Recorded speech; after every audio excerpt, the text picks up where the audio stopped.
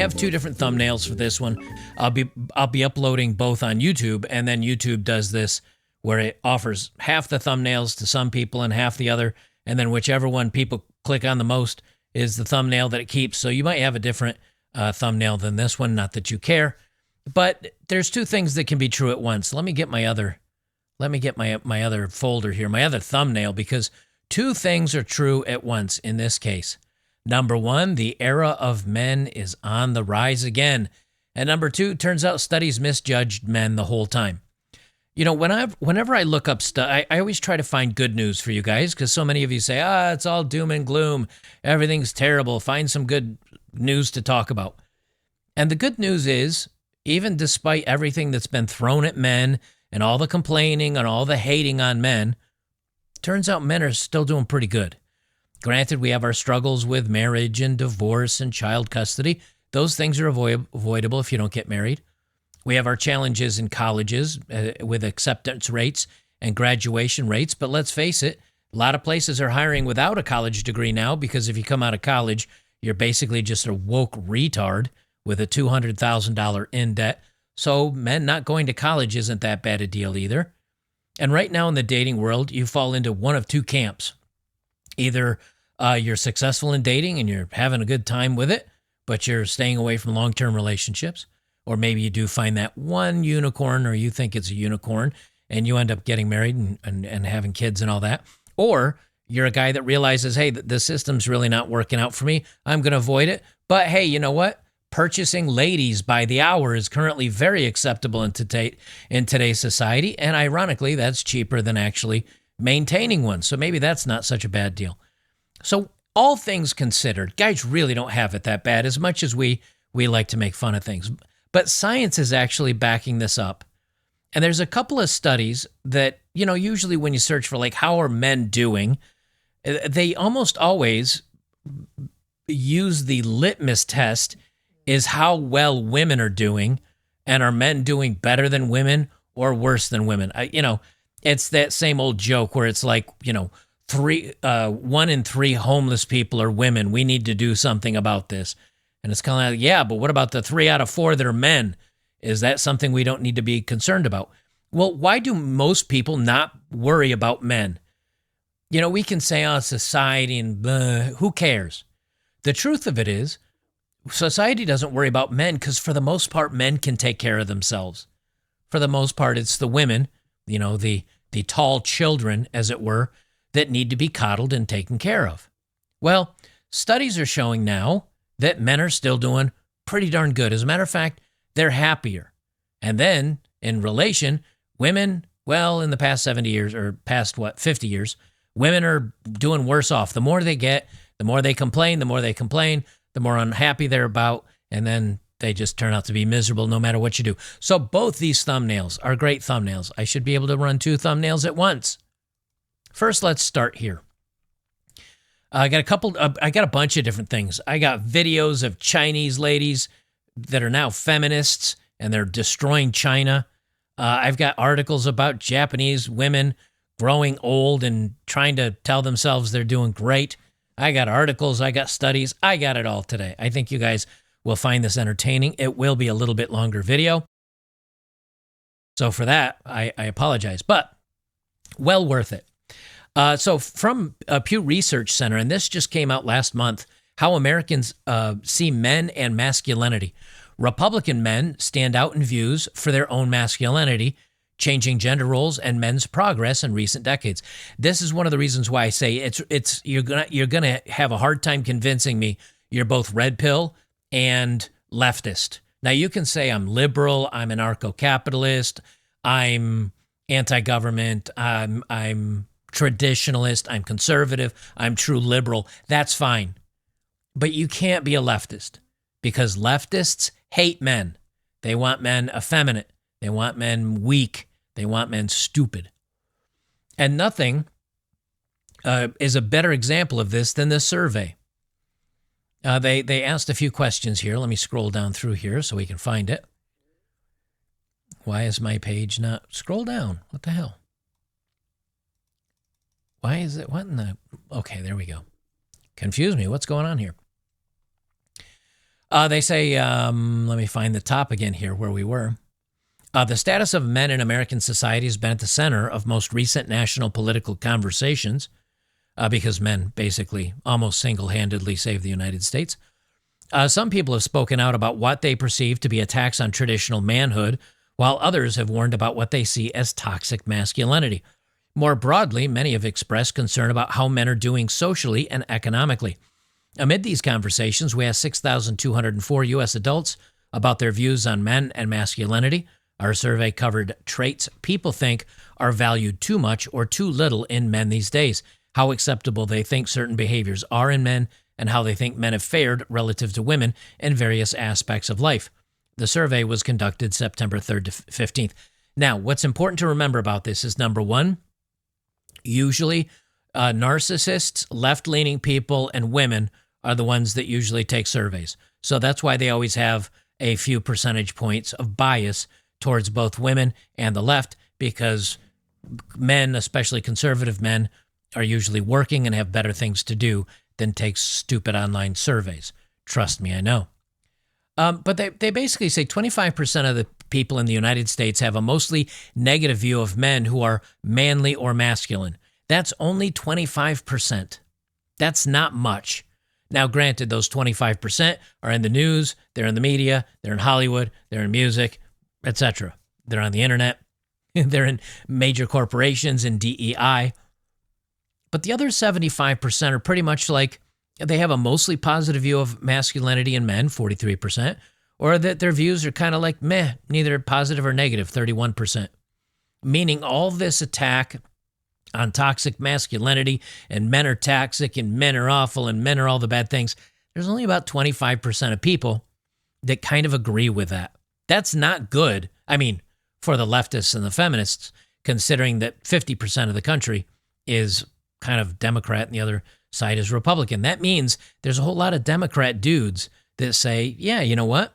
I think masculinity is kind of positive. I think it's okay.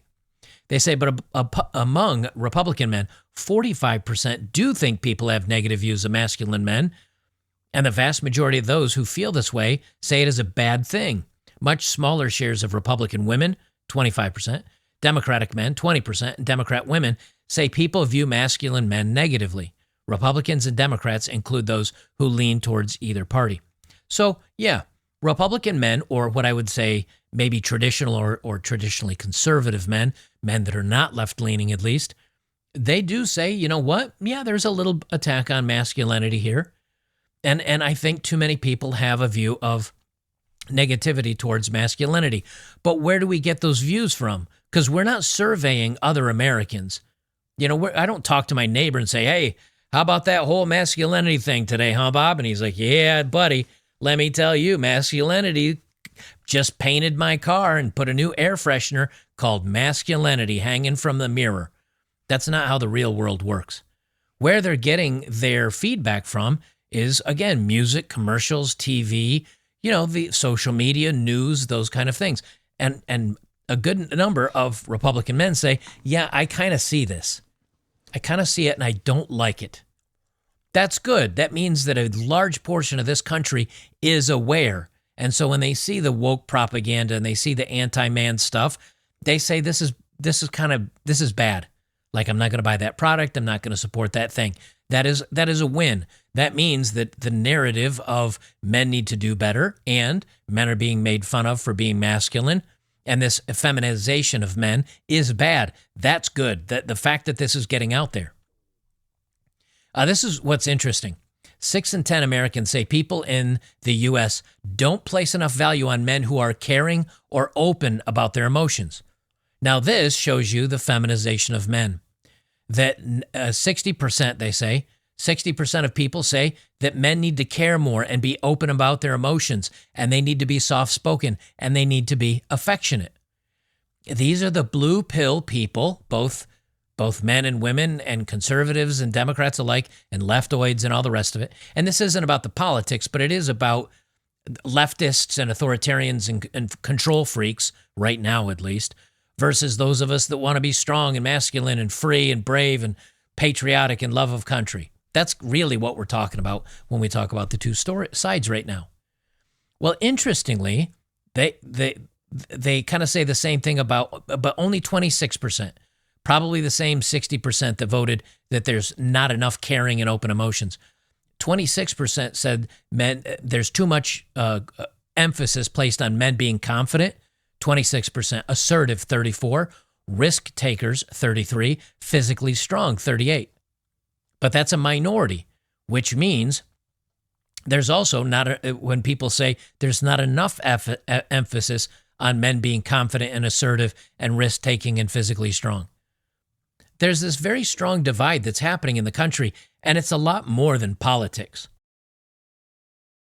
That's the important thing to remember. It's a lot more than politics. It's as a view of the world. Is a strong, confident, assertive, risk-taking, and semi-dangerous man a good thing? And surprisingly, there's a large portion of people that say there's not enough. 25% say we need more of that. 33% say, well, there's a little too much. And a lot of people don't have an opinion, which, again, when you lump that with either group, makes the majority. This means that all the propaganda and all the woke bullshit that is being put out there, it's not working. It's not having an effect on anybody. They go down through with some other numbers out here, kind of the same thing. The point I wanted to read about, I think, was down here at the bottom. Let me find it again. Despite seeing more progress for women than men in the past 2 decades, most Americans, 81%, don't think the gains women have made in society have come at the expense of men. But that also means that almost 20% of Americans feel that progress for women have come at the expense of men. It's not a complete win, but it is proof that we're gaining ground. And that's good. There's a large, vast percentage of the population that now understands what men's movement's about, what the patriarchy is, and that there's a lot of negative views out there being pushed by media and everybody else. It's not really true. Now, we don't have the majority yet, but when it's the Ash conformity test, right? That if you're the only person standing up saying, I see a problem here, people tend not to agree with you, and they may ostracize you, or you may have no faith in your own decision. But when 2 and 3 and 4, and in some cases, 5 out of 10 Americans say, I see a problem here, well, that's something that will eventually need to be addressed. And the more the left and the more feminists and the more the other side pushes this stuff, well, the more that they're going to get pushed back, and the more people that are going to say, yes, I start seeing a problem with this stuff. Before we move on any further, let me quickly give a shout out to today's sponsor, TWC, the Wellness Company. They say the deep state strikes back with a clear message to create nuclear war as Trump transitions to office. Now we know why the celebrities were building bunkers. As you can see here, Russia confirms it shot, if you don't know, Ukraine, America just gave ATACMS, which are long-range missiles, just gave them to Russia, just gave them to Ukraine. And then Biden gave the go-ahead, like yesterday, to use them, and we did. And Putin said, well, I take this as a provocation of war. He shot down 5 of the 6 of them and damaged 1, and that fell off and started a fire some way. So even though we went ahead and did this, it didn't really do any damage to Russia. It just pissed them off. Well, they're going ahead with it. It's confirmed NATO fires missiles into Russian territory, forcing Putin to the brink of using the old nuclear football. We haven't been this close to World War III since the Cuban Missile Crisis. And folks, Putin does not mess around. If he threatens war, he means war. If global disaster strikes, are you prepared? 90% of medications come from overseas. And again, you can see here they fired these ATACMS into Russia, and well, now Putin's like, okay, well, if you use conventional armament against us, I'm going to fire back at this point. Well, anyway, 90% of our medications come from overseas, and if we get into it, Russia and China are in bed together. China makes most of the medications for the U.S. Well, you need to cover your bases for your family and your medical needs and prepare for any type of medical catastrophe. And the Wellness Company emergency kits are your best line of defense against the unexpected. packed with life-saving medications like ivermectin, Z-Pak, amoxicillin, and more. These kits combine bacterial infections, staph, bite wounds, UTIs, strep throat, respiratory illnesses, STIs, etc. Each kit includes their medical board-approved guidebook that walks you through how to treat different emergency scenarios. Ordering your prescription emergency kit is easy and fully digital. Answer a couple of questions after checkout, and your kit is delivered to your front door. Don't wait until disaster strikes. Act now. Get prepared for life's emergencies and live with confidence in these uncertain times. Kits are only available in the United States. Head over to twc.health/oddmanout and use code oddmanout to save $40 off plus free shipping. You get an extra $10 off because they want you to be prepared. Once again, twc.health/oddmanout. Use code oddmanout to save $40 off plus free shipping. So be prepared. I keep telling you, well, this happened, this happened, this happened. Eventually, something's going to happen, and you guys are going to wish you had your medicines available. So this is a study that was done back in 2024 of this year, and it's called the female happiness paradox. Now, I don't want to ever make it sound like men are doing well because we're stepping on the heads of women. But when you look at overall happiness, you do have to have a gauge of overall happiness. And you can say, well, people are happier than they were before. People are less happy. Well, surprisingly, women are becoming less happy and men are kind of doing the same, if not being a little bit more happy. Even though all the crap that we've gone through and all the hate against us and all the, again, and you're going to hear me say it a few times, the Hollywood and all the hate against men for the most part are like, man, I'm just going to ignore it or I'm going to make fun of it. And I'm just going to move on with my life. Where women, even though they're getting everything they want, they're miserable. Again, this is just 8 months old now. Using data across countries and over time, we show that women have worse mental health than men in negative affect equations, irrespective of the measures used. They're doing worse in anxiety, depression, fearfulness, sadness, loneliness, anger. Now, those three are important: sadness, loneliness, and anger. They demand all these things from men in society. They say men are worthless. Men are not good. Hey, will you relax? Hey. Sorry. Dog's barking at probably one of the construction crews leaving the house. Anyway, women are demanding all the 6s and the 7s. Women want this. Women want that. Government needs to do this. Vote this way. I'm going to shave my head and try to use aqua tofana on anybody that disagrees with me.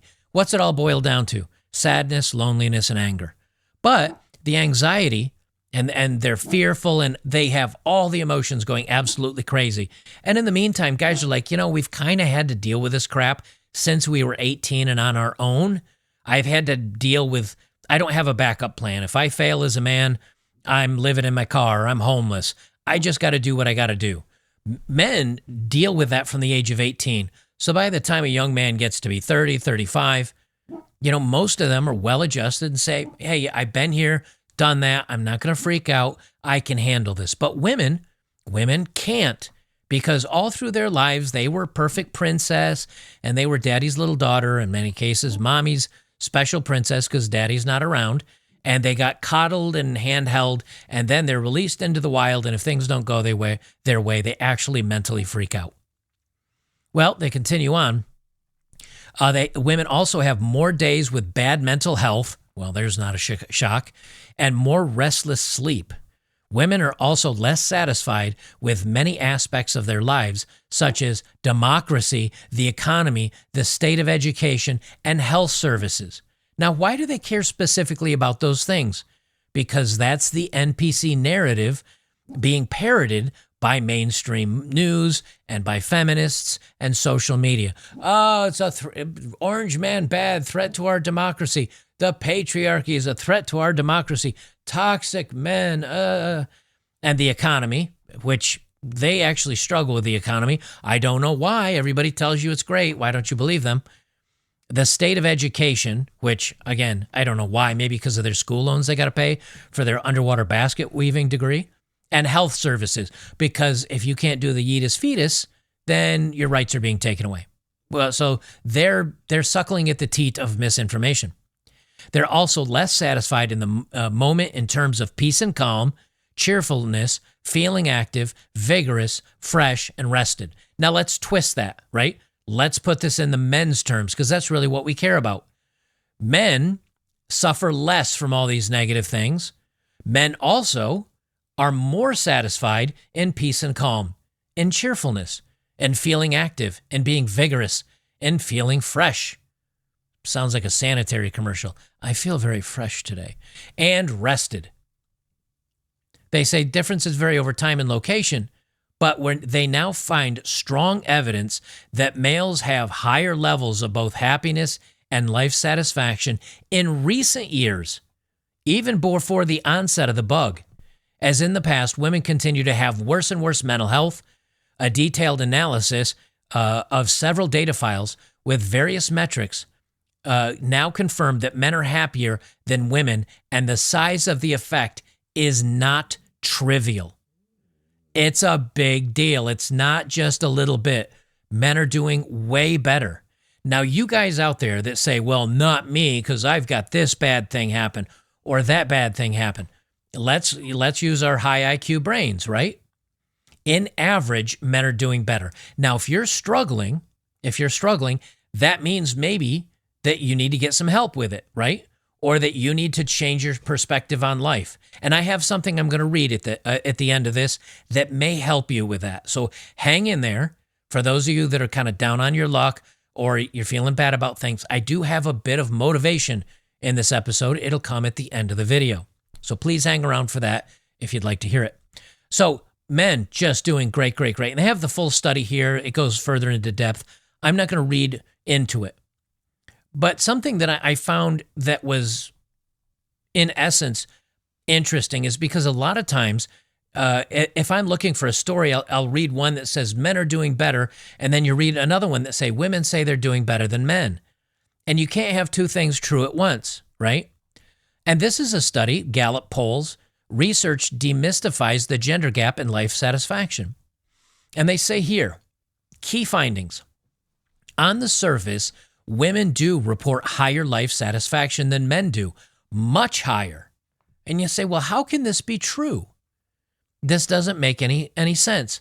Well, turns out women and men, their litmus, their gauge for doing great life satisfaction and versus bad satisfaction is different. It's kind of like Celsius and Fahrenheit, right? If I say it is 30 degrees out, if you're on Fahrenheit, you're like, ooh, that's cold. You better grab some mittens and put on a jacket. If I say 30 degrees and you think Celsius, that means you're like, oh man, it is a hot day out. I'm going to have to bring extra water to drink and make sure that my fan's turned on or my air conditioning. But it's the same number. Well, turns out in a lot of these studies, that's exactly what happens when they ask about life satisfaction. Men and women's scales are different. They say, taking a sample average of men and women's life satisfaction ratings, where higher rating equals more happiness, Montgomery found that women appear happier than men despite their measurable disadvantages. In other words, they're sad, the mental issues, they're not as fresh and energetic. Using a standard order probit model, simply being female increased happiness as much as a significant bump in income did, but that model assumed that men and women's responses are on the same scale. By asking respondents to rate hypothetical vignette characters on the same scale as their self-reports, researchers can anchor their response scales, which enables them to compare response scales used across all people with differing characteristics such as gender, education level, or country. In the Gallup World Poll surveys from 2011 to 2014, after respondents answered the question about their life satisfaction, they were asked to rate the life satisfaction of each person in a set of vignettes. Interviewers randomly asked about one of two possible vignette sets. For example, and I'll kind of give a better example than they use, and I find this to be more relatable. They say, for example, think of a female who's 40 years old and happily married with a good family life. Her monthly family income is about the median income. She has severe back pain, which keeps her awake at night. On which step of the ladder do you think this person stands? Say 1 to 10. Women might say 6. Guys might say 5 or 4. Because back pain to a woman who's a stay-at-home mom, who's happily married and good family life, and she has a median income, back pain to a woman might be, that's not too bad. Like, that's no big deal. But if you were to ask a man all the same point, he'd say, well, back pain's miserable. I remember this one time I was up on the roof and I tweaked my back and I couldn't earn a living and I couldn't work for 2 weeks and the lawn got all messed up right? And he might say, well, that's a 3. Like, I'm very miserable. And those two scales are different, right? So then when a woman says, how happy are you? And the woman says 5 and a man says 3, they really might be talking about the same place in life. It's just women tend to rate higher. See what I'm saying, right?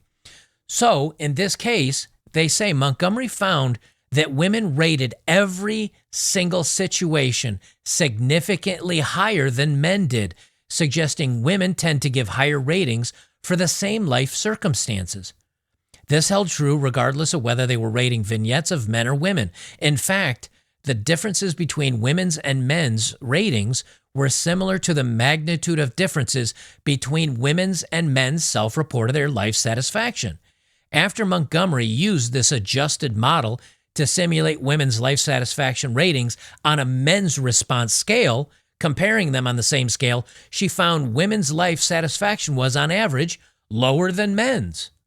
So it turns out all these studies that have been saying women are happier than men and why women are doing better than men, but then you come back and you look at all the areas that they're asking about and they're like, well, they're more depressed, they're more this, they're anxiety. Well, it turns out women across the board, even when the women themselves answer the survey, it turns out when it's used on the same rating scale, women aren't as happy as men. So pretty much across the board, society, studies, media, even ourselves may not be understanding that we're actually doing better than the women. Now, as a whole, you can say society is suffering. The cost of living has gone up. Wages are down. Taxes are probably go up. We're on the brink of perhaps a conflict with Russia and China. All those things are true. But as citizens of the earth, we're all kind of in the same bucket. But in that bucket, the men are doing better. The men are able to handle the stress better. The men have more life satisfaction. The men are happier. The men don't have as many of the issues as the women do. And ironically, it is weak men and other feminists and other women driving to give women everything they want and everything they ask for. And they're begging and pleading for all these things. And come to turn out, they're unhappier because of it. I've mentioned this a few times before, and I don't know if it's Middle Eastern. I don't know if it's like an ancient Chinese proverb or something from Rome or Egypt, who knows? But there is the expression, may you get everything you desire. And it's not, and many people would say, oh, thank you very much, thank you. But it's not a blessing, it's a curse.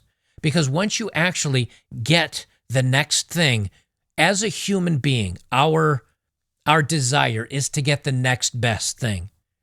I'm sure many of you have seen a Hollywood actor or actress who's dating somebody that you'd say is probably a rung or two above them, right? I'm sure right now there's somebody sleeping with a supermodel, and that guy is tired of sleeping with a supermodel. He wants to move on. Women dating the average guy, hypergamy, we have a word for it. They're always looking for the next best thing. It's part of human nature. The struggle and the working towards a short and a medium and a long-term goal, that's what we need that. I mean, they even put it in the movie The Matrix. They made The Matrix too perfect, and the people rebelled. They didn't like it. So all these weird feminists and all the protesters protesting for Bravo, Leave on Mike, and all these other issues, most of them, they come from a spoiled family with lots of money. Their college is paid for. They don't have any struggles. They got to go find a struggle. So they go find some bullshit to support to make them feel like they're important and their life is meaningful. It's why there's the 27 Club, which all these Hollywood actors and actresses and musicians and comedians right around that age, 26, 27, and 28, decide to get into illicit substances and accidentally check out because there was nothing left for them to desire. They had the women, they had the cars, they had the money, they had the popularity, and they said, well, I've reached the finish line. There's nothing else for me. Women, the more they're getting, the worse they're doing. And men, because we have the struggle, because we're being pushed back, because we're being held back, most men, on average, say, I'm going to prove you wrong. I'm going to do good whether you want me to or not. I'm going to beat the system.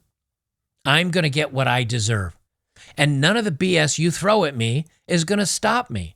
And I know this is true because there's a ton of you guys out there that have sent me emails or talk in the forums that say, hey, man, I was going to go to college, but this happened and I missed out on my dream job. But instead, I decided to do this. I got a job I love. My coworkers are great. It's not anywhere close to where I thought my life would be today. And yet, they're doing okay. I got out of high school. I joined the military. Wasn't right for me. I did maybe a couple semesters out of college. Wasn't right for me. And I just decided, well, I guess I'll go just work for a living. I did a bunch of weird-ass jobs, but they paid me well, and I liked the work. Eventually, I got to my dream job. I was there for half a decade, 5 or 6 years, and I went, I'm done with this. I hate this. And I checked out.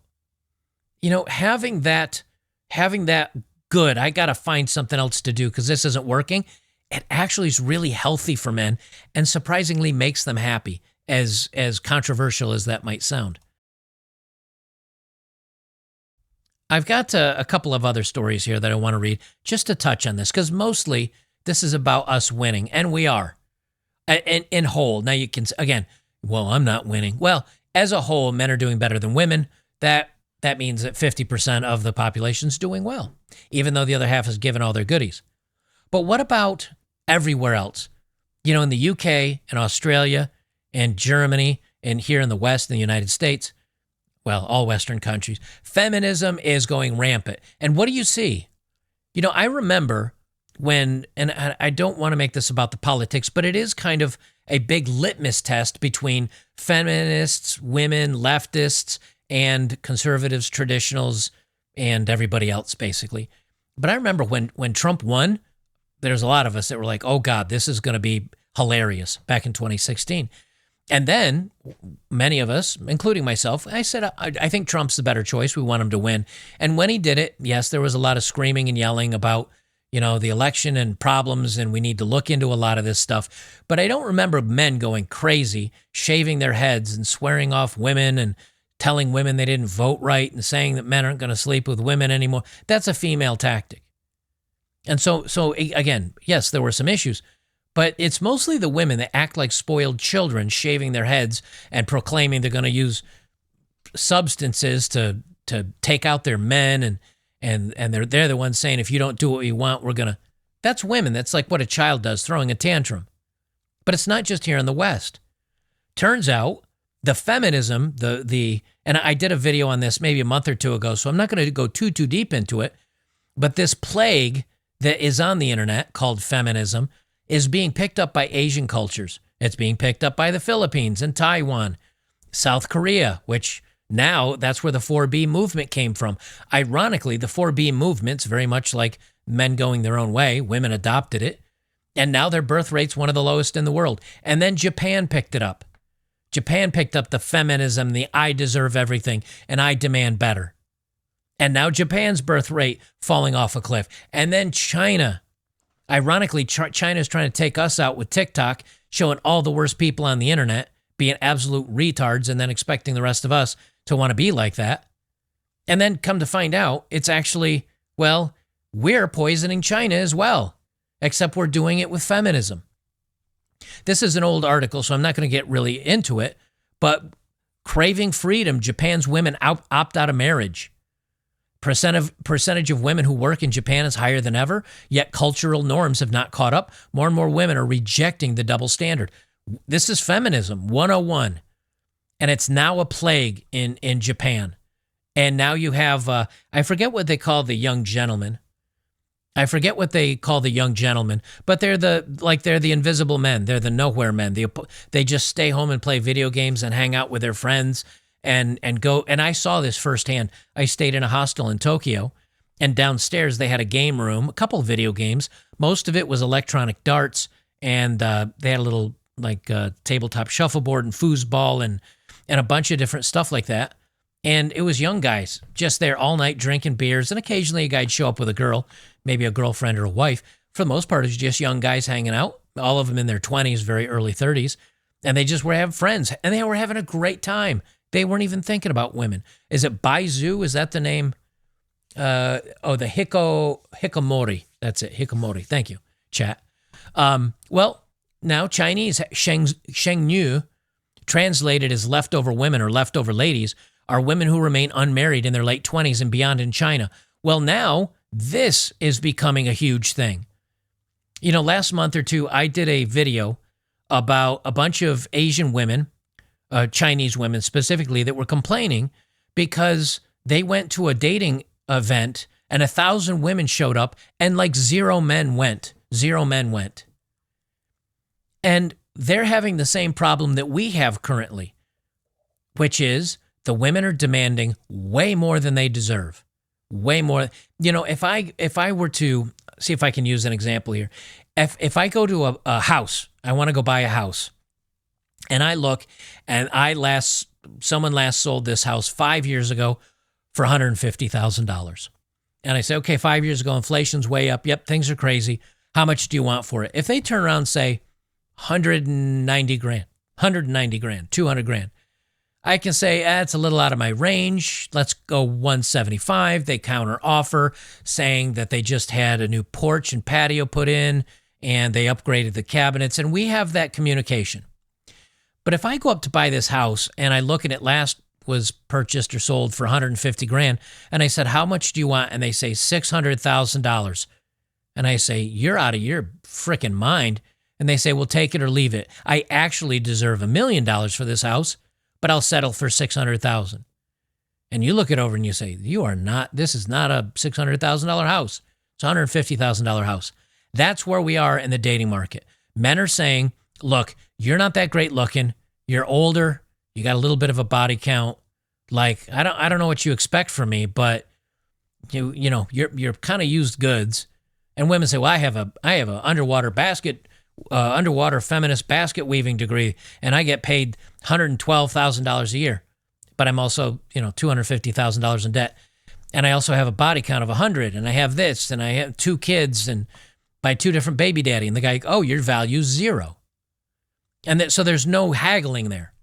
But what about the guy that says, okay, you got a handful of dudes you've been with, you're 30 years old, your best years are probably behind you, you got a decent degree, you're not too much in debt, would you like to go out with me? And she says, how much do you make? How much are you worth? What kind of car do you drive? How tall are you? How hung are you? I deserve better. I'll hang out with you for now, but I'm not going to make any long-term. I don't want kids. Or I would do the eatus, fetus, deletus if I get... All of a sudden, once again, we're back to the point of a guy saying, I don't know, you're worth $50.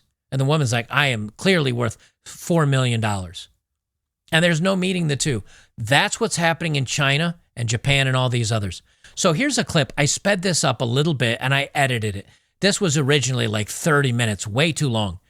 I chopped it down and then sped it up. We're going to go through some of this because I want you to hear older women both lamenting that they had their chance and they miss it, and other women still saying, I demand more. And remember, this is coming from a communist country that is, trying to take down the West. And in the meantime, they're the ones that have been equally as infested with the rot, which is feminism and women. That's kind of the universal message, if you haven't noticed. 2 days ago, I attended a high school reunion and met a boy who had once pursued me. I remember that he used to be short, had dark skin, and dressed a bit unfashionably. In short, the kind of guy who didn't stand out at all. At the time, I didn't have much interest in him. In fact, I could say I wasn't interested in him at all. Can I tell you something that's kind of funny? For those people that say, oh, this group is racist, and Asians are racist against themselves. Let me just tell you that right now. There's a couple things that I noticed, and the first time I heard this, I was like, wait, what? Black people make fun of other people for being too light-skinned or too dark-skinned, but they're also black. Asians do the same thing. You just heard her say he had very dark skin. And you notice she has very light skin, probably puts this bleaching agent on it. I never thought there'd be a day where I'm like, oh, you mean Asians don't like other Asians and black people don't like other black people because of the color of their skin? I am shocked. Shocked. Well, not that shocked. However, this time when we met again, his transformation shocked me. He is now an executive at a major company, and his entire demeanor is completely different from back then. He exudes confidence and maturity, speaks gracefully, and clearly leads a very successful and happy life. Notice what she said twice in there. He's an executive, happy, successful life. He's confident, which is a good thing. But two things she mentioned in there had to do with the old. That's right, she mentioned the money. His current lifestyle is full of the aura of success and Lifestyle's aura of success. I'm not going to keep pausing this, but I want you to learn to read between the lines. You know what I'm saying? happiness. What struck me most is that the man I looked down on in my early 20s has turned out to be so outstanding at the age of 38, perfectly matching my current criteria for a partner. Not only has he achieved career success, but his personality and appearance have also undergone a complete makeover, aligning exactly with what I now look for. Unfortunately, he is already married with children, and it is clear that we are not meant to be. This stark contrast made me sigh with emotion. How unpredictable the passage of time can be. This is a phrase I steal from Rich over at Entrepreneurs in Cars.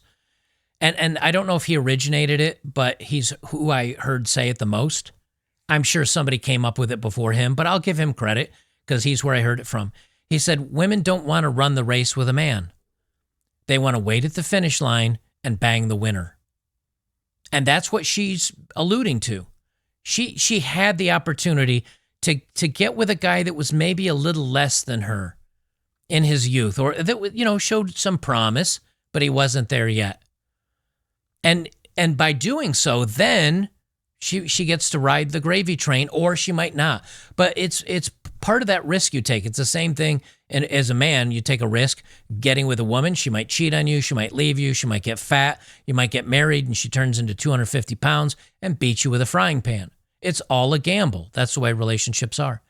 Women don't want to take that gamble now. What they want to do is they want to wait and bang the guy crossing the finish line. There's the problem, though, is that there's 90% of men that aren't the first ones across the finish line, so the women don't look at them. And then that guy crossing the finish line, guess what, ladies? There's 30 other women waiting there to bang him as well. And now you're all banging him and he's banging you, and none of you get to keep him. 我今年呀40出头，至今单身。 I am 40 years old this year and have been single all my life. I took some time to outline my criteria for a potential partner, ensuring that my requirements were clear and specific. However, when I shared these criteria with the matchmaker, to my surprise, she fell silent for quite a while, said nothing, and even turned and walked away. Now, this one I edited to put the pricing. So she says a lot of things in yuan, 800,000 yuan, 300,000 yuan. It's me that edited this video and put the amounts over there. I actually looked it up as of today's currency rate. But again, she's, what'd she say, late 30s, I think, 38? She's late 30s? No, okay, to make my point on this, I got to hear how old she is.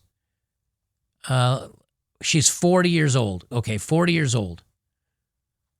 She's 40 years old, no eggs, no kids. What is your value? Now, I'm going to talk a little bit more about what is the value. But these women think, well, I have a master's degree and I have money and I have a nice house and I have a nice car. And the guy says, oh, okay, so do you want to get married and I just use your nice house and your nice car? No, I want a man that has a nicer car, a bigger house, makes more money. Then why the hell do I care what you make or what kind of job you have or what kind of house you have or what kind of car you have? I don't get to use that. I don't get any benefit out of that. You do. That doesn't do anything for me. And women's including Chinese communist women. They don't understand. We don't care. You think we value you for those traits. Those are what you find attractive in men. See, this is the narcissism and the stupidity of women. Ladies, we don't care about your degree. We don't care about your house. We don't care about your fancy car. Because if it's yours and we don't have it, it makes us feel lacking. It feels like I got to work harder. I like to provide. I like to be the big dog. I like to be the head of the household. I'm not that if you have all the things. So that's a fail. And number two, if a guy's got what you've got, but it's better, why would he care what you've got? He's got better. Women keep judging men on women's traits. That you're 40, no egg having, Bobby cut, Karen haircut with wrinkles. Why? Men don't care. But they can't understand this. And you know why? Because we keep telling them, and they keep saying we're toxic, and we're patriarchal, and we're stupid, and we're evil for having opinions. They're so narcissistic, they won't listen to what we as men globally around the world tell them we want. They refuse to hear it because of my feminism. And this is why the women are miserable. Do you know why I'm not miserable? Because I know what I want in a woman. And you guys aren't miserable because you know what you want in a woman. And either A, I'm going to get that, or B, I'm not. There's no trying to convince the women you're not going to be with you. There's none of that. You just go, well, this isn't working out for me. I'm gone. I'm out. But see, these women have never really had any struggle in their lives. They've never really had to figure out things for their own. They've been handed so many things because their mommy's pretty princess or society just gives them handouts. And then when they don't get what they want, they throw temper tantrums. Listen to everything this woman goes through and listen to it's not just narcissism, guys. It's delusion. But it's not delusion. Australian women are delusional, or American women are delusional, or German or UK or wherever. It's all women that have access to the internet and that are introduced to feminism. All of them are delusional if they believe in the core tenets of feminism. For quite a while, said nothing, and even turned and walked away. This reaction left me puzzled. I asked myself, my demands aren't unreasonable, so why would the matchmaker react like that? I am 40 years old and unmarried. For various reasons, I haven't gotten married all these years, which has made me a so-called leftover woman in the eyes of others. However, my living conditions are quite good. Here are my general criteria for a partner. First, in terms of age, I hope he is around my age, or I can accept up to 50 years old. However, he must be mature, steady, have a stable job, and a reliable income. Regarding height, I hope he is between 1.75 meters and 1.80 meters, which is within my acceptable range. As for appearance, I hope he is handsome to... Let me just say this. I looked this up. 1.8 meters is like 5'9" or 5'10". That's average for an American. These are little Chinese people. This is the 6-footer. The 1.8 meters, that's a 6-footer for you in the United States. Literally has to be tall, dark, and handsome and rich and all the things in China. To some extent, at least someone I can be proud to show off. Second, regarding the betrothal gift, I specifically require him to provide 880,000 yuan as a bride price. This is not because I am greedy for money. This money is a form of financial security for me and a recognition of my worth. In other words, if a man cannot meet this requirement, it only proves that he doesn't value or recognize me enough. Third, I hope his monthly income is at least 30,000 yuan, and all his income must be managed by me. I will allocate the 30,000 yuan into 3 parts. 10,000 yuan for my personal expenses, such as skincare products, bags, clothes, or daily necessities. Another 10,000 yuan for household expenses, and the remaining 10,000 yuan for savings. This is what killed me about this, right? Now, the average income, by the way, I looked this up. The average income in China is $1,000 a month. This crazy woman wants, what'd she say, $4,200 or 4,000 euro per month. So she wants four times the national average for income. And he has to be the equivalent of 6 foot tall. And he has to give her a wedding, whatever they call it, bridal gift of $120,000. And she's going to split up the money that he makes for the family into 3 ways, into 3 segments. Wait for it. Number 1, her bags, her personal expenses, makeup things for her. Number 2, the household, which is things for the home, which is kind of mostly for women. Number 3, savings. What's missing from that equation? Let me think. Hold on. I'll get this. It'll come to me. We've got her covered. A third of the income covers her shit. A third of the income covers household goods, things for the home. A third of the things come for future savings. Oh, yeah, the guy making the fucking money. How about he gets some money? What the hell? How about the guy that's actually making the money? It never crosses her mind. It's not even in her head. And the remaining 10,000 yuan for savings, either for emergencies or for future retirement. One more thing. I cannot accept a male child. If he has children, they must be daughters for me to consider being with him. Again, I emphasize that the children absolutely cannot live with us. The car should be worth at least 600,000 yuan, and the house must be a property in a school district. Moreover, once we get married and register, the ownership of the house and car must include my name. This is not me being demanding but a basic guarantee in marriage. After all, once we are married, we are family, and as his wife, I am entitled to half of the assets. These are my criteria for a partner, and my demands are really not excessive. They are practical and realistic requirements. Practical and realistic. Practical and realistic. Okay, but you guys see where I'm going, right? Excuse me, I would like to buy this used car. It's had 100,000 miles of schlong run through it.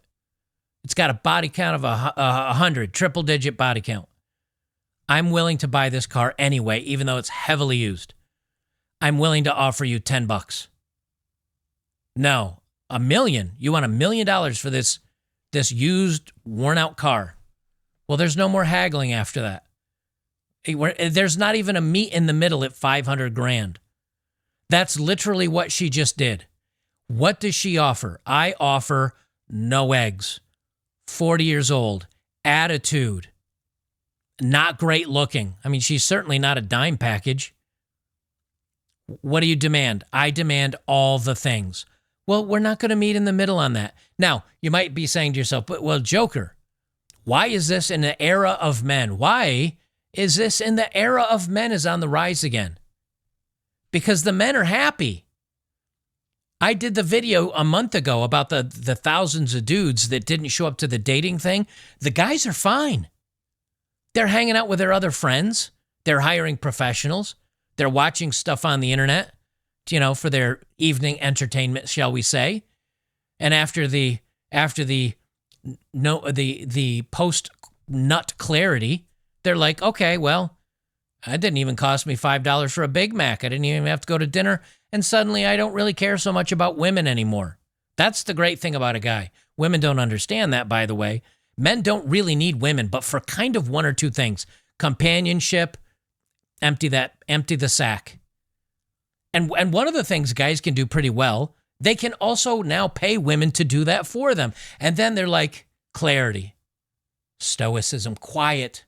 Let me listen to the screaming, annoying noises coming from my home. Nothing. And there's a lot of dudes that are okay with that now. You know what women aren't? They're not okay with it. How do I know they're not okay?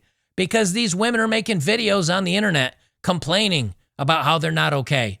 And all their demands are quite reasonable. So where are the men? That's how I know they're not okay. But I just don't understand why the men introduced to me nowadays are often from other places. And most of them are short, usually under 1.7 meters tall. Honestly, I don't have any particularly high standards. I don't have particularly high standards, but he's got to be the equivalent of 6 foot tall in China, which is, 1.7, 1.8 meters. Okay, we've got the tall of tall, dark, and handsome. Is at least 1.75 meters tall and earns no less than 300,000 yuan annually. As for... Notice, look, I hate to keep stopping this, but there's so much bullshit to call out. Number one, she wants tall. Number two, she mentions money. Guys, do you know what this is the equivalent of? Hey, Bob, I heard you want a girlfriend. What are you looking for in a woman? Big tits, and she's great in the sack. What else? Nope, that's it. That's it. That's all I care about. What would women think of that dude? If he's just like, I want man, she gotta be thick, and she gotta be great in bed. Give me all the things in the bedroom I want. What else? That's it, really, for the most part. Women would call that out. Women would be furious. I'm worth so much more than that. Every one of these women, the first two things they say, he needs to be tall and he needs to be rich. The irony is women can be good in the bedroom. The irony is men can't magically make themselves taller. That's the irony of this. Women are asking for something men can't even change. And all of them. That's how you know this is feminism. Because it's a completely different culture, but now they want the same sixes that the westernized women do. For other conditions, having a house and a car is a must. I think my requirements aren't too high, but I don't know why I can't find the right man. Now, the matches my family introduces to me are either too short, have a mortgage, or earn only 5,000 to 6,000 yuan a month. I really can't accept this kind of situation. Actually, my requirements aren't that high. I just hope the man earns over 300,000 yuan annually. Or if he works in a state-owned enterprise and has some side income, that's acceptable too. I just don't understand why it's so difficult to find the right man now. Although my appearance isn't particularly outstanding, I'm just an ordinary girl. I only hope the man looks normal, is emotionally mature, and has a good personality. If he's willing to spend money on me, I'll truly cherish him. Also, before getting married... Notice how many statements about money? Money, money, money, money, money. It would be best if the man could buy a new car, worth around 300,000 yuan. If the man's appearance is particularly outstanding, or if his education level is exceptionally high, or his family background is very good, I can lower my requirements a bit. But the reality is that I just can't meet such men. Sometimes, I feel quite lost. Of course you feel lost. Of course you feel lost.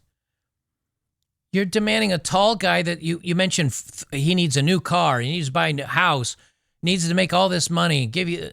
And then you're like, I can relax my standards. If he's hot, if he's good looking, I'll relax my standards a little bit. Really? Wow. Good for you. Good for you. No wonder you can't meet him. And then she's like, well, I'm lost. I can't find these men. These men don't exist for you. They exist for the top 5% of women. They just sleep with you. I'm 33 years old and have already been labeled a leftover woman. There was a man, around my age, also single. Is it me or does she look like Jackie Chan just a little bit? Just a little bit. And looking for a partner. At that moment, I felt a tinge of excitement, fantasizing that maybe this time, something might finally happen. I carefully selected a few photos I thought looked nice and sent them over, imagining a beautiful start to this fate. But reality hit me hard. The man took just one glance at the photos and replied with, I don't feel anything for her. And that was the end of it. Just like that, before anything could begin, it was over. Luckily, my mental resilience has become quite strong, and I was already prepared for such an outcome. It's like buying vegetables. The seller thinks their goods are good, but the buyer has to agree. If the price doesn't match or the appearance isn't satisfactory, neither side will be happy. How can a transaction succeed under such conditions? Still, no matter how indifferent I appear on the surface, I can't help but feel a bit disappointed. On the bright side, I tell myself that this is just another unsuitable candidate ruled out. But even so, a subtle sense of sadness lingers in my heart. Perhaps it's the helplessness of being chosen that's the hardest to reconcile. She says a couple things in there that I think is important that she's actually grasping correctly. And it's what I mentioned before. The buyer and the seller have to agree on a price. The problem is what these women are selling is not very valuable. And the reason why I know that is because I'm gonna go to the extremes because that's what we do to make a point. But if Sydney Sweeney moves in next door, or is the farmer's daughter next door, and she's 20, 21, and she's got a body count of 0, and you're her first boyfriend, and she treats you awesome, and you guys fall in love, and you have 100% confidence, and she is wonderful, and you're the only man she's ever loved, and she promises daily, and she wants to take care of the home, and she doesn't care about social media or going out to the clubs. She just wants to be there and be a mom and have the family and take care of the home. And at a certain point, I don't know of a man that wouldn't be like, yeah, okay, I'm in. I would accept that as a wife. Right? So all men would be on one side, and then you go to the other side. Now, again, you may say, well, I don't like Sydney Sweeney. You get my point. Then on the other side is a woman, which is way too many women, which is I go to clubs and I post inappropriate pictures online, and I got a triple-digit body count, and I don't ever want kids, and I'm 38 and can't have babies anyway, and I'm a boss bitch, and you say there's no value there. And women right now are like they're at the extremes. Except they're all at the extreme bad end. But this woman realizes, she says there's not a sale happening here. Now, she could she could lower her standards that might match her looks, because that's what the other guy looked at and he was like, nah, I'm good. Maybe she has to realize she's an unattractive woman and needs to take her selection down a little bit. But she can't. And she won't. And the last thing she says is that she has to be chosen. And that's the other thing that she understands, is that women choose the bedroom, men choose the marriage. Under such conditions. Still, no matter how indifferent I appear on the surface, I can't help but feel a bit disappointed. On the bright side, I tell myself that this is just another unsuitable candidate ruled out. But even so, a subtle sense of sadness lingers in my heart. Perhaps it's the helplessness of being chosen that's the hardest to reconcile. That's what these women are getting so freaked out. That's why that's why they're having such a miserable time. They're not being selected by the men that they want. And then after the body count and all the other bull crap, then they come around and they ask the leftover men, the bottom 80% or 85% or whatever. Then they come over and they say, okay, well, I've had my fun with the bad boys. It's time to settle down. I've raised my standards. And you make good money, and you want a family, and then the guy's like, no, you're leftover goods. Just a little bit more, and we're almost done here. But I thought you guys would get a kick, because these women just. 我结婚啊，不是为了吃苦，更不想扶贫。 I am 33 years old and unmarried.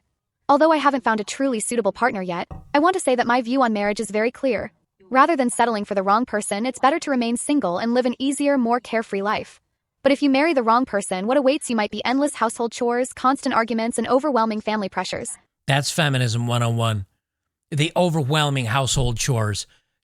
Look, I've lived alone. I've been married before. Do you know how much harder the household chores were? None. You might have one extra dish to wash when you wash the dishes. You might have a couple extra pieces of clothing to throw in the washing machine and the dryer. But if you make a bed, it's still one bed. If you clean a toilet and shower, it's still one toilet and shower. This is the Feminism 101 line of, I don't want to take care of somebody else and a man who doesn't. Shut up. This is exactly why many women ultimately choose to remain single. So the reason there are more and more so-called leftover women is not that we can't get married, but that we refuse to compromise.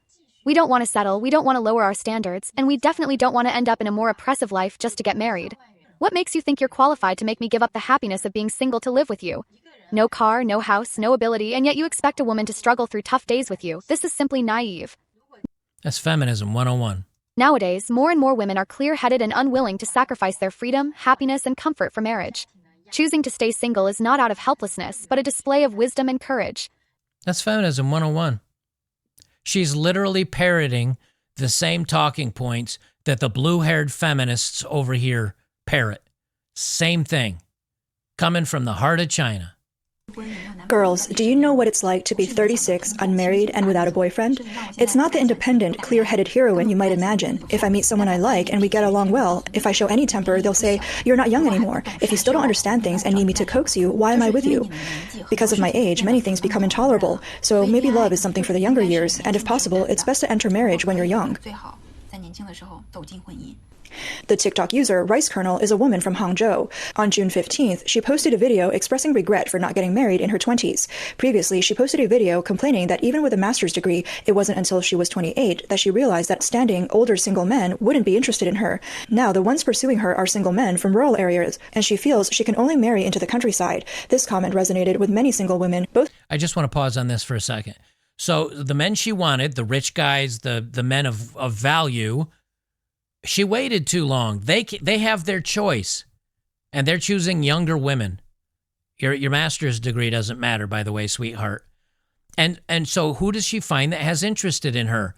Blue-collar guys that are working, because that is actually the level that she's at now. Guys that are blue-collar that say, you know what, you're a little bit on in the years, but I'm willing to try to have a family. I don't make a lot of money, but I'll work hard for us. I'll care for you. I'll love you. I'll appreciate you. And she says, that's not good enough. That's all you're going to get. Your value has been set, and the buyers are in line.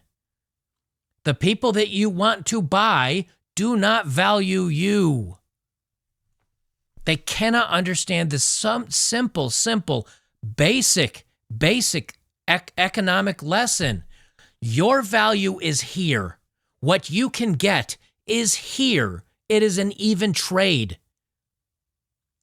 Now, when you're here, you can rent a car, you can stay in a hotel that's 5-star, you can get Michelin dinner. You're going to pay for it.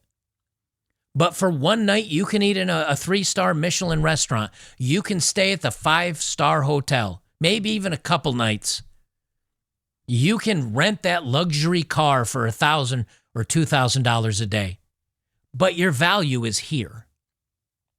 You may forever want to drive a Ferrari and live in a mansion and eat the finest cuisines, but your value is here. And so here is what you get. Period. But they don't understand that. They've tasted the lifestyle. And yeah, we call them alpha widows. We call them tons of things. But it's universal. Every woman that is on the internet and listens to this feminist drivel is falling for it. And that's why birth rates everywhere, universal, are falling off a cliff. It's in the foods we eat and the microplastics. They're messing with our bodies. And it's with this feminism that women are just refusing. They want to sleep with the top guys. They'll have the babies of the top guys, or a baby of the top guy, or they do the deletus, and that's it. There's no more having a good family of 2 and 3 and 4 kids. Well, except in very conservative areas. It's poisoning everything. Both domestically and abroad. I'm a single woman born in 1988 with a master's degree from a top university. Recently, I've begun to feel like I might be able to accept dating someone who's divorced and has a child. I used to think this was the last thing I'd compromise on, but now I've realized that loneliness is more terrifying than anything else. Lately, my world feels silent and empty, as if there's no sound at all, and it will always be this way. It feels like I'm afraid to make a sound because any noise would echo back and scare me. I don't know how long this loneliness will last. Okay, so let me just pause it at this very last bit. I don't know how long this loneliness will last. I should have gotten married at 20. I waited too long. Now notice, she has suitors. She has men that are interested in her from the rural areas. She's not accepting those men. And this goes back to the title that we talk about. The female happiness paradox. You have men that want you. You do not want them. So you will be forever alone. But you cry and you whine and you're scared. How long will this loneliness last? This loneliness will last until you are dead, or until you realign your values back in line with reality, and then you will find a man that will love you and you will not be lonely anymore. But that takes accountability and responsibility and realigning her values and making sense and accepting less than Mr. Perfect. And she can't do that. Thus the paradox. You will be alone until you change. If you change, you will find a man that will love you and take care of you, and you'll not be alone anymore. But that's not the man you want because you can't change. Thus, you will be alone forever until you change. And it's just this endless loop. They can't help it. I'm going a little long today, so I'm just going to rattle through these very quickly. Why 60, and this is from just a couple years ago, why 60 years of feminism has not made women any happier. This, ironically, this Albert Einstein-looking woman is the woman that pushed feminism. Now, why did she push feminism? Probably because no man wanted her, because she looks like Albert Einstein's brother. And so she came up with feminism. And all these leftist women decided to go on board to be strong and empowered. And this whole article is all about women getting more and more of what they wanted and being less and less happy because they must have something to fight. You know what? I'll save this article for another video. I'll save this article for another video. And I'm going to leave you with this. I have a dating profile, and then I'm going to read a little bit of a self-help guide for you guys that are feeling down on your luck. This is 61-year-old Red Hot Chili Peppers frontman Anthony Kiedis. He gets cozy courtside with 19-year-old girlfriend Helena at an NBA game. Why does she want him? He's Anthony, I hope I'm pronouncing it, Kiedis, I think it is. He's Anthony Kiedis from the Red Hot Chili Peppers. He's rich. He's powerful. He's popular. He's not too bad looking. He's interesting. And he's probably a badass. And he plays in a kind of band. Why does he want a 19-year-old girlfriend? She will follow. She will listen. He will dictate the rules because he's got the money and the power. She is young. She's attractive. And now you can call the age thing creepy. I understand it. I understand that. But she has what he values. Youth, beauty, being demure, being malleable. And I don't mean that in a bad way. Just it's his way or the highway. You're either on my train or you get off. And she's like, I can deal with that. She's not a boss babe. And he has all the values she wants. Now, you can talk about age and other things. That's fine. I understand that. There's an argument to be had there. But each person is getting what they want out of this relationship. Because what does she have that he wants? She's got the magic box. She's pretty and she's young and she's cool to hang out with. That's really all he needs in life. If you want to think about it, he's got everything else. And why does she want to be with him? Because he has the things that women value. Power, fame, money, success. She sees this article that was in a magazine because I saw it. And I'm sure if she looks for it, she sees the fact that she's a 19-year-old nobody who gets piped down by Anthony Kiedis. And because of that, she's now in magazines. She has her picture taken and is being shared on social media because of his power and fame.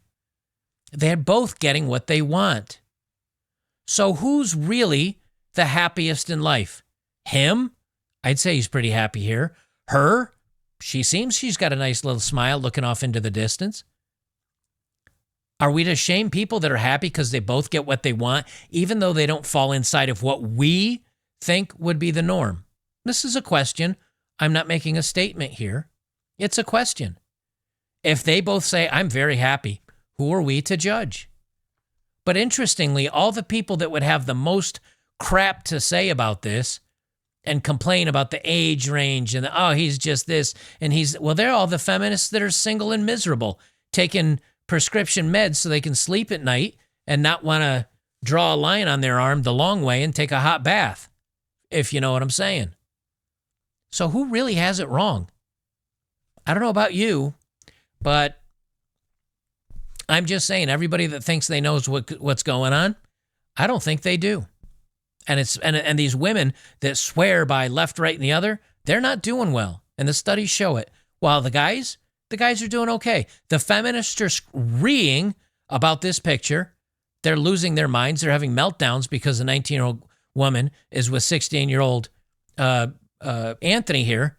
But you know what? They're reeing. They're upset. They're screaming. They're single. They're miserable. Anthony's winning. He looks pretty happy to me. She's certainly there without handcuffs. I don't know. I think he's winning. Before I read my outro passage, which I think you'll like to hear, this is a bumble, and this is the problem. This is why Anthony dates a 19-year-old and not an empowered 33-year-old. Her name's Marissa. She's a boss babe. Well, there you go. First two words, boss babe. And I'm out. And a mother of two, bringing the used goods. I'm always on the go, but I make time for the people who value it. I'm 5'9", and yes, you need to be taller than that. So you got a boss babe, mother of two, already laying down the ground rules for you. She's into outdoors, music, kids, and animals make me happiest. I'm spoiled, and so are my kids. So you better bring the money. because work hard, play hard. If you can't match my energy of being a boss and argumentative and attitude, swipe left. I will be swiping left, ma'am. Lastly, I want to read this passage by, no, I don't want to sign in. Lastly, I want to read this passage by Jocko Willink. Now, Jocko he's a podcaster. He's an author. He's a retired United States Navy SEAL. He is a hardcore badass dude. Every morning on Twitter, he posts an image of his watch, usually, like they say here in the article, about 4:30 in the morning, and that he makes sure to show the sweat on the mat underneath him. He's, I think, mid-50s. He's a guy that gets out there and gets it done. And he has a philosophy for engaging with the circumstances of life, and he wants to share it with you because it's simple, basic, and it's kind of how life challenges you, and he wants you to get your mindset right. He says, good. Jocko's philosophy is to respond to every adversity with one-word response. Good. The idea is there's always some benefit we can find in adversity. There's always something we can learn from whoever or whatever happens to us, no matter how bad it may seem at the time. The response of good forces us to search for the benefit. Didn't get the job you wanted? Good. Now you have more time to train, learn, and build your skills. You got injured? Good. You probably needed a break from training. Someone broke up with you? Good. Now you can find a better relationship that works for both of you. Didn't make the sale? Good. You can learn from your failure and do better next time, and so on. Jocko's philosophy isn't positive thinking or some kind of pie-in-the-sky way of doing life. Jocko's absolutely 100% committed to reality and responsibility. This isn't about avoiding your problems and checking out, but it does acknowledge the reality that life is a mix of good and bad. Successful people don't get lucky somehow and avoid having problems. Successful people have just as many problems as unsuccessful people. The difference is how they think about and respond to their problems. First, successful people find the benefit in the adversity. They focus on what they can learn or how they can be better. They look for the opportunity in their obstacle. They are ruthless in finding the good, even in the direst of circumstances. Second, successful people keep moving forward. They don't let failure or defeat stop them in their tracks. They get up, brush the dirt off, implement what they have learned, and keep moving forward. Successful people are people of action, and they view each setback as a setup for their future success. They say, what about you? What difficult thing are you struggling with right now? Can you find good in it? You know, I as I look, because after I read this, I was kind of thinking about it. And I after every relationship that I had failed, in my younger years, I felt like I was the one harmed. I felt like, oh, woe is me. I really liked her. She was awesome. I wish I hadn't messed this up, or I wish things were different, and I wish things were better. And then as you age, now I didn't think of this directly, but I did think of it in a certain way where once you're confident and you're happy and you're healthy and you're doing well, if something falls apart, you're like, well, I'm moving on. Like I got other things I got to worry about. Who cares? And if you have listened to these red pill guys talking about dating philosophy and the spinning plate theory, that's if you look at a vaudeville act, they spin these plates on the end of sticks. And the trick is to try to keep wiggling all the sticks to keep all these plates, several plates, spinning on the end of these sticks. And in the meantime, you're so busy trying to keep all this stuff going on that if one of the plates falls off, you're so busy with the other plates, you don't really think about that plate. Where if this was your grandma's precious only dinner plate that she left you because she loved you because you're her favorite grandson, and you dropped it, you're like, damn, that's the only plate I had. Well, the same philosophy is true in life. Is whether you're dating and it didn't work out, that's fine. I've got work and friends that I can fill my life with, and I got my hobbies, and I've got these other girls that I've been talking to, trying to get with me, but I said no because I'm a good man and only dates one woman at a time. But now I'm free. Now I can put some feelers out there. You know, I got fired from work, but you know what? I've always wanted to train for a marathon. Now I have more time to look for not only a better job, I can get up in the morning and learn to run. I'm not saying these are specific things you need to do, but it is the mindset you need to have. You know, I've been through enough adversity in my life that when something goes bad, you look, how can I fix this? How can I change this? How can I gain something out of this?